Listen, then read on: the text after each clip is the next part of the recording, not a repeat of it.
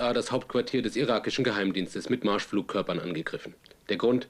Es gebe Beweise für eine irakische Operation zur Ermordung von Ex-Präsident Bush während seines Kuwait-Besuches im April. Nachtrag zu einem Krieg, der in den USA bislang als Musterkrieg angesehen wurde. Schnell, gerecht und mit geringen Verlusten für die eigene Seite.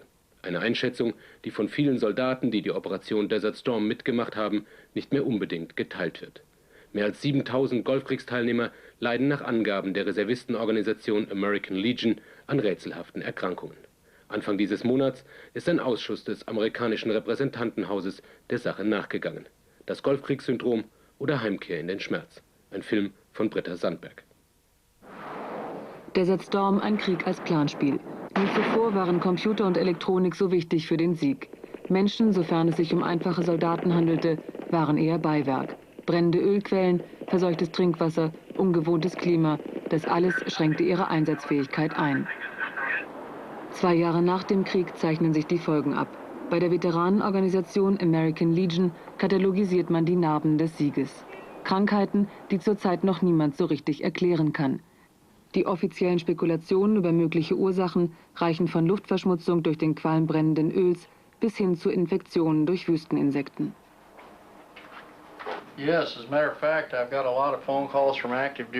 Ich habe jede Menge Anrufe von Soldaten bekommen, von denen das Verteidigungsministerium behauptet, sie seien nicht krank. Dieser Mann hier zum Beispiel hat Atembeschwerden. Der hier leidet unter ähnlichen Symptomen und hat 2 Jahre im Krankenhaus verbracht. Der hier hat die gleichen Probleme. Dieser leidet unter Atembeschwerden, Müdigkeit und Gelenkschmerzen. Und so geht es weiter, Seite für Seite. Jason Baker aus Fort Hood in Texas, 24 Jahre alt, verheiratet mit einer Deutschen. Ein Fall aus dem Krankenregister der American Legion. Seit mehr als 2 Jahren leidet Baker am Desert Storm Syndrom. Ursache unbekannt. Zurzeit ist er in einem Militärkrankenhaus in Behandlung zum 12. Mal. Sein Krankheitsbild. Headaches, major fatigue. Kopfschmerzen, Müdigkeit, seine Sehkraft lässt nach. Er hat Herzrhythmusstörungen, Atembeschwerden, er hat ständig Durchfall, eine schwerwiegende Diarrhoe.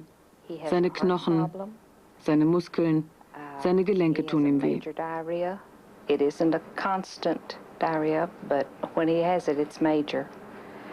His bones, joints, muscles ache. Anything else? Schweißausbrüche oder? Also Zittern, ne? Wahnsinn. Also das ist ganz schlimm. Der kann nicht immer einen geraden Satz schreiben, dann fängt der Schuss wieder an. Jason Baker war Panzerfahrer in vorderster Front. Ein Umstand, der nach Ansicht von Experten auf eine mögliche Krankheitsursache hinweist, von der das Verteidigungsministerium nichts wissen will. Geschosse ummantelt mit abgereichertem Uran. Eine Wunderwaffe mit enormer Durchschlagskraft, ideal zur Bekämpfung feindlicher Panzer. Der Haken an der Sache, bei jedem Treffer wird durch die Hitze und den Aufprall Uraniumoxid frei. Getroffen hat Jason Baker oft, den Qualm brennender Feindpanzer hat er immer wieder eingeatmet.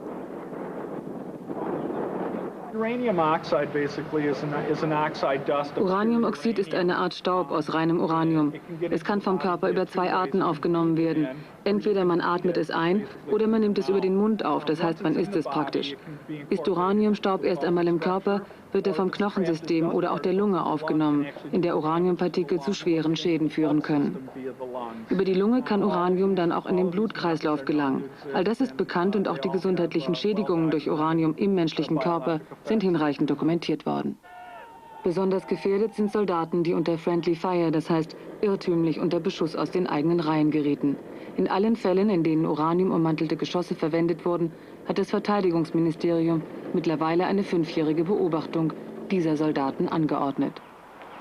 Kerry Rigel aus Fort Belvoir bei Washington war als Sanitäter im Golfkrieg, immer mitten im Gefecht. Über mögliche Gefährdungen durch Uranoxidstaub wusste er nichts. Weder in seiner Ausbildung noch im Rahmen der Kriegsvorbereitungen war dies ein Thema. Uns und mir persönlich wurde nicht gesagt, dass umhülltes Uranium eingesetzt wurde. Das erste Mal, dass ich davon gehört habe, ist ungefähr eine Woche her, in einem Fernsehbericht vor der Anhörung der Betroffenen im Kongress. Ich wusste weder, dass die Panzer zum erhöhten Schutz mit Uraniumplatten verstärkt waren, noch, dass Uraniumgeschosse abgefeuert wurden. Wenige Tage nach seiner Rückkehr dann erste Symptome: Gedächtnisverlust, Muskel- und Sehschwäche, Müdigkeit. Inzwischen kann er nicht mehr Auto fahren und muss den ganzen Tag zu Hause bleiben. Ich nenne das Ganze das Agent Orange-Syndrom. Auch in Vietnam haben sie chemische Stoffe verwendet, über die sie genau Bescheid wussten. Dann diese Experimente mit LSD. Es gab Leute, die das genau wussten. Aber wie das im Militär so ist, es bleibt alles unter der Decke. Niemand darf etwas sagen. Sie wussten doch auch genau, dass sie in diesem Krieg umhülltes Uranium einsetzen würden. Agent Orange, der giftige Regen von Vietnam, von amerikanischen Flugzeugen versprüht, um vietnamesische Dschungel zu entlauben. Als Jahre später unter Vietnam-Veteranen ein deutlicher Anstieg an Krebserkrankungen zu verzeichnen war, stritt man in Washington jeden Zusammenhang mit der chemischen Kriegsführung ab.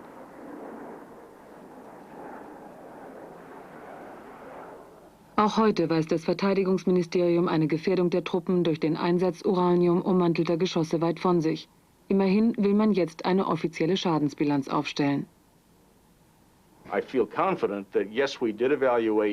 Wir haben damals den Einsatz von umhülltem Uranium genau abgewogen und sind dabei zu dem Ergebnis gekommen, dass der Einsatz von Uranium und der A-1-Panzer kein Risiko für die Gesundheit unserer Soldaten darstellt. Gegen so viel Gottvertrauen spricht manches. In Albany, nördlich von New York, wurde Anfang der 80er Jahre eine Fabrik geschlossen, die uraniumumhüllte Geschosse produzierte. Leonard Dietz führte damals Routinemessungen in nächster Umgebung durch. Ich glaube, dass das Ganze potenziell gefährlich ist. Der Staat von New York hat die hiesige Firma zur Schließung gezwungen, nachdem wir gemessen hatten, dass die zulässige radioaktive Belastung um 150 Mikrocurie pro Monat überschritten wurde. Das würde der Belastung durch 1 oder 2 30 mm Uraniumgeschosse pro Monat entsprechen, wenn sie hier in Albany abgefeuert würden. Wenn der Staat von New York diese Belastung so ernst nahm, warum macht sich dann die Regierung überhaupt keine Sorgen um die Zehntausende von Geschossen, die in den wenigen Kriegstagen zum Einsatz kamen? Auch die Alliierten aus dem Vereinten Königreich, die im Golfkrieg ebenfalls Uraniumgeschosse einsetzten, machen sich nun ernsthaft Sorgen. Das zumindest geht aus einem geheimen Bericht der britischen Regierung hervor, datiert vom April 91, nach dem Ende der Feindseligkeiten.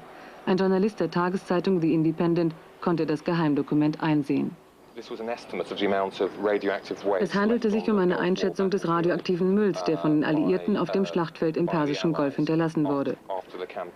Besondere Beachtung wurde in diesem Bericht dem Einsatz von umhüllten Uraniumgeschossen geschenkt.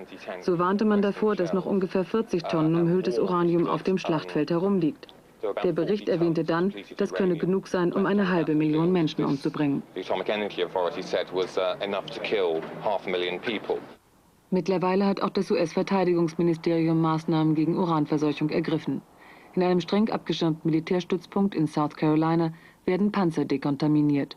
Sie alle waren unter Friendly Fire getroffen von Uraniumgeschossen. Daryl Clark saß am Radar. Auch er ist immer wieder an brennenden Wracks vorbeigefahren. Nach seiner Rückkehr wurde er krank und auch seine nach dem Krieg gezeugte Tochter leidet an einer unerklärlichen Hautkrankheit. 6 Kameraden aus seiner 50-köpfigen Einheit sind krank, 3 von ihnen haben geschädigte Kinder.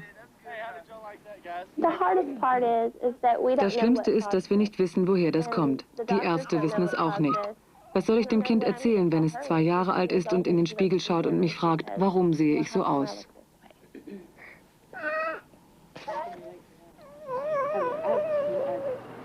Auch die Familie von Jason Baker ist inzwischen betroffen. Seine deutsche Frau Andrea wurde 1 Jahr nach dem Golfkrieg schwanger. Alles lief normal, das Kind kam gesund zur Welt. 6 Wochen nach der Geburt fand die Mutter den kleinen Kevin blau angelaufen in seinem Bett. Er hatte hohes Fieber. Eine orangefarbene Flüssigkeit quoll aus Nase und Ohren. Der Säugling wurde von seinen Eltern sofort ins Krankenhaus gebracht, doch jede Hilfe kam zu spät. Todesursache unbekannt. Offensichtlich wollte es auch niemand genauer wissen. When he got there to sign it, there was no cause of death listed. Als mein Sohn ins Krankenhaus kam, um den Totenschein zu unterschreiben, stellte er fest, dass die Todesursache nicht eingetragen war. Wir fanden das ungewöhnlich und fragten, warum. Da sagte man uns, unterschreiben Sie nur, dass das Kevins Name und Adresse ist. Jason sagte, ich kann das nicht unterschreiben ohne Angabe der Todesursache. Man sagte uns doch, das können Sie. Er unterschrieb dann, setzte aber daneben, Todesursache zum Zeitpunkt der Unterschrift unbekannt. Wir fragten dann nach einer Kopie des Totenscheins. Die Antwort, das geht nicht, dies ist ein geheimes Dokument. Ein Totenschein? Ein Geheimdokument? We asked for a copy of that. They said, no, it's a classified document. A death certificate is a classified document? No. Wochen später, nach mehrmaligem Nachfragen, erhielt die Familie dann doch eine Kopie des Dokuments. Fein säuberlich eingetragen, plötzlicher Kindstod als vermeintliche Todesursache. Am 9. Juni fand in Washington eine Anhörung der Betroffenen statt. Vor einem Kongressausschuss räumte auch ein ranghoher Pentagon-Mediziner erstmals ein, dass Uraniumgeschosse als eine mögliche Ursache des Desert Storm-Syndroms nicht auszuschließen seien. Als das Land uns brauchte, waren wir da. Jetzt brauchen wir unser Land. Mir ist egal, was der Grund ist, obwohl ich das natürlich ganz gerne wüsste. Alles, was ich will, ist, dass sie den Grund finden und uns endlich behandeln, heilen. Ich werde dieses Puzzle zusammensetzen, egal wie lange das auch dauert. Ich höre niemals auf. Mehr als 5.000 uraniumumhüllte Panzergranaten und rund 900.000 Schuss uraniumverstärkte Flugzeugmunition